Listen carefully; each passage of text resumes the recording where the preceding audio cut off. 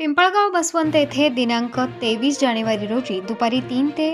3:30 वाजेच्या दरम्यान अपर पोलीस महासंचालक वाहतूक महाराष्ट्र राज्य मुंबई रवींद्र सिंगल, पोलीस अधीक्षक महामार्ग पोलीस ठाणे परिक्षेत्र मोहन दहिकर, पोलीस उप अधीक्षक महामार्ग पोलीस नाशिक विभाग प्रदीप मैराळे,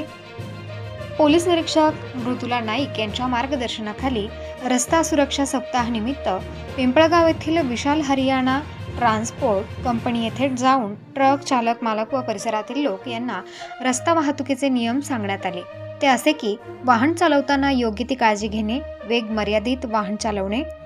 महामार्गावर लावण्यात आलेल्या साइन बोर्ड यावर लक्ष देऊन वाहन चालवणे, वाहनाच्या तांत्रिक बाबींकडे विशेष लक्ष देणे, वाहन चालवताना सर्व प्रवासी यांनी सीट बेल्ट परिधान करणे, अपघात समय तात्काळ